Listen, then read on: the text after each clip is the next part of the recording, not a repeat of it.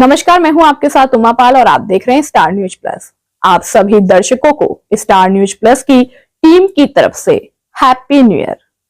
आपकी जिंदगी में सुख, शांति, समृद्धि बनी रहे, ऐसी कामना है।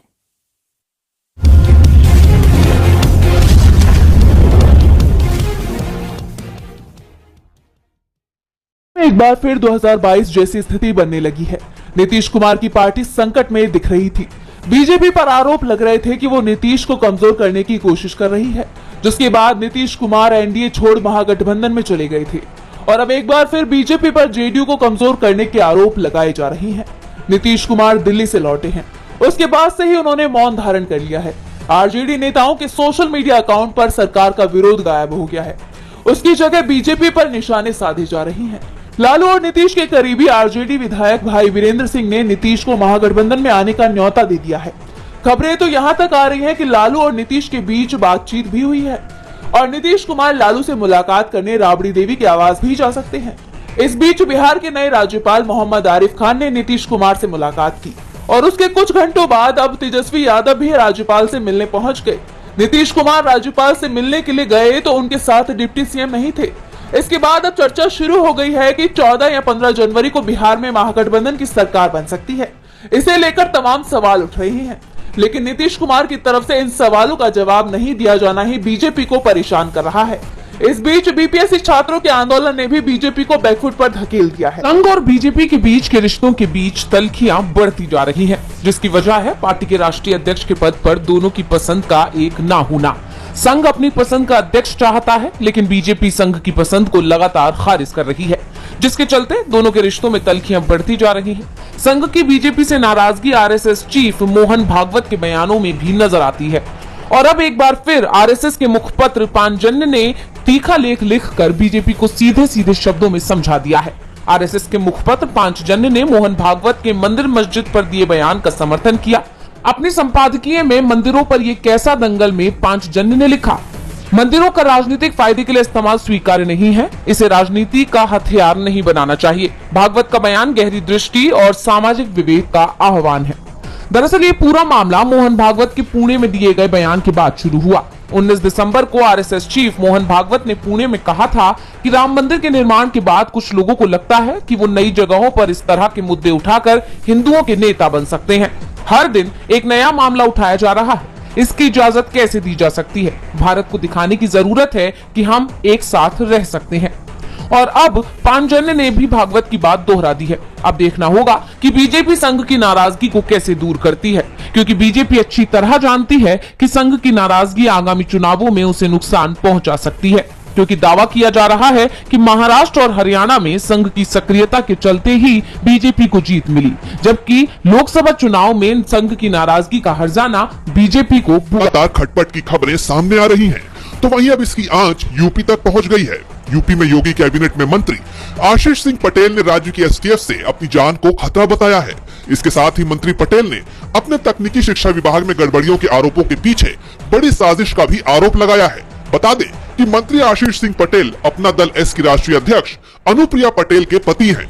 योगी के मंत्री ने साफ कहा है कि सामाजिक न्याय के लिए उनकी लड़ाई के दौरान किसी भी घटना के लिए राज्य की एसटीएफ पूरी तरह से जिम्मेदार होगी। बता दें कि मंत्री आशीष सिंह पटेल पर राज्य के पॉलिटेक्निकों में विभाग अध्यक्ष पद के प्रमोशन में भ्रष्टाचार के आरोप लगे हैं, जबकि मंत्री ने इन आरोपों को सिरे से खारिज कर राजनीतिक चरित्र का हनन बताया है। उन्होंने भ्रष्टाचार के आरोपों की सीबीआई से जांच कराने की भी मांग की है। उनका कहना है कि अगर सीएम योगी आदित्यनाथ चाहें तो उनके कार्यकाल में हुए कामकाज की सीबीआई से भी जांच करवा सकते हैं, लेकिन इसके साथ ही उनका ये बयान भी सुर्खियां बटोर रहा है, जहां उन्होंने राज्य की एसटीएफ से खुद की जान को खतरा बताया है। बता दें कि इस आशंका को सीधे तौर पर सीएम योगी से जोड़कर देखा जा रहा है, क्योंकि राज्य की एसटीएफ गृह मंत्रालय के अंडर आती है और गृह मंत्रालय सीएम योगी के पास है। यानी देखा जाए तो बीजेपी के मंत्रियों को अपनी ही सरकार में जान का डर सता रहा है और इसलिए इस दावे ने बीजेपी की पोल खोल कर रख दी है। महाराष्ट्र में सरकार गठन के बाद से ही एनडीए में खटपट की खबरें सामने आ रही हैं। शिंदे सीएम पद को लेकर लगातार अपनी नाराजगी जाहिर कर रहे हैं और अब उन्होंने एक और बड़ा बयान दे दिया है, जिसने बीजेपी को हिलाकर रख दिया है। अब चर्चा है कि डिप्टी सीएम एकनाथ शिंदे कुछ बड़ा करने की तैयारी में है। एकनाथ शिंदे ने कहा कि मैं डिप्टी सीएम बनकर बदला चुका रहा हूं। दरअसल महाराष्ट्र में पिछले 2.5 साल से एनडीए की सरकार थी और इस दौरान शिंदे मुख्यमंत्री पद पर विराजमान थे। यानी बीजेपी ने शिंदे को समर्थन दिया था और अब वो इसी समर्थन को लौटाने की बात कह रहे हैं, जिसका जिक्र करते हुए शिंदे ने कहा कि मैं अब उप मुख्यमंत्री के रूप में इस समर्थन का बदला चुका रहा हूं। उनके इस बयान के कई सियासी मायने निकाले जा रहे हैं। उन्होंने साफ साफ संकेत दे दिए हैं कि उनका समर्थन 5 साल के लिए नहीं बल्कि सिर्फ 2.5 साल के लिए है। कहा तो यहां तक जा रहा है कि शिंदे बीजेपी के साथ खेल कर सकते हैं। बता दें कि महाराष्ट्र में महायुति की जीत की वजह शिंदे सरकार के जरिए शुरू की गई लाडकी बहन योजना को माना जा रहा है। इसके बावजूद एकनाथ शिंदे दोबारा महाराष्ट्र का मुख्यमंत्री बनने से चूक गए।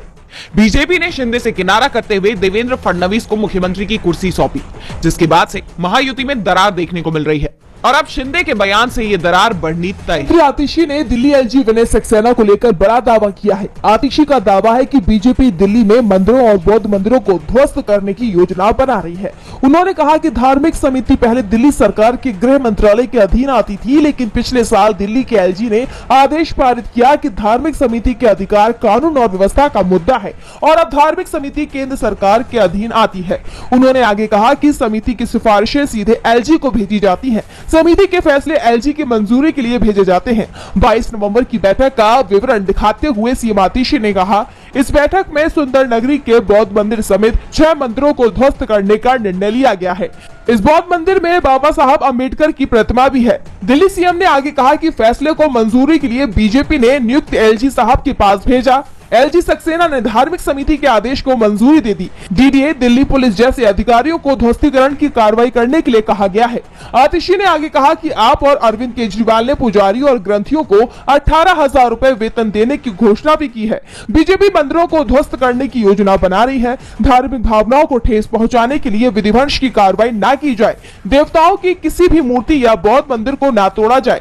बता दें कि इससे पहले आतिशी ने एलजी को बीजेपी का प्रॉक्सी बताया था। ऐसे में अब देखना होगा कि आने वाले समय में दिल्ली के चुनाव में इन मुद्दों का जनता पर कितना असर पड़ता है। हलचल तेज है। यूनुस सरकार भारत से पूर्व पीएम शेख हसीना के प्रत्यर्पण की मांग कर रही है और अब उनकी वापसी के रास्ते भी खुलते दिखाई दे रहे हैं। शेख हसीना को चुनाव आयोग ने बड़ी राहत दी है। शेख हसीना की पार्टी अवामी लीग को चुनाव लड़ने की इजाजत दे दी गई है। मुख्य चुनाव आयुक्त एएमएम नसीरुद्दीन ने कहा कि जब तक अंतरिम सरकार या न्यायपालिका प्रतिबंध नहीं लगाती है, तब तक पूर्व प्रधानमंत्री शेख हसीना की पार्टी अवामी लीग आम चुनाव में भाग ले सकती है।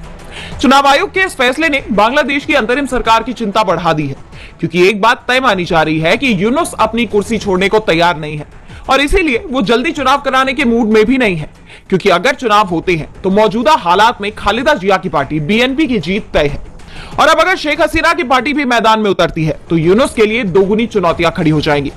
और पहले से ही छात्र यूनुस सरकार के खिलाफ मोर्चा खोले हुए हैं। 31 दिसंबर 2024 को मौजूदा सरकार के खिलाफ ढाका सेंट्रल शहीद मीनार पर हजारों की संख्या में छात्रों की भीड़ इकट्ठा हो गई। इस दौरान उन्होंने बांग्लादेश में कट्टरता को बढ़ावा देने और इस्लामिक राज्य स्थापित करने वाले कई नारे भी लगाए। आपको बता दें कि शहीद मीनार से ही शेख हसीना सरकार के खिलाफ बगावत करने वाले छात्रों के गुट ने इस बार मोहम्मद यूनुस की अंतरिम सरकार के खिलाफ आवाज बुलंद की है। ऐसे में यूनुस सरकार के लिए एक साथ कई मुश्किलें खड़ी हो गई। बॉर्डर पर एक बार फिर किसानों का जत्था इकट्ठा हुआ है। किसानों ने आगामी साल में अपने आंदोलन की रूपरेखा तैयार करने के लिए बड़ी बैठक बुलाई थी। सरवन सिंह पंधेर के नेतृत्व में इस बैठक में किसानों ने अपनी मांगे पूरी होने तक शंभू बॉर्डर पर ही डेरा जमाने का फैसला किया है। मीटिंग में तय हुआ कि 6 जनवरी को श्री गुरु गोविंद का प्रकाश पर्व शंभू बॉर्डर पर मनाया जाएगा। किसानों ने पटियाला के पास के गांवों से अपील की है कि ज्यादा से ज्यादा लोग मोर्चे में पहुंचे।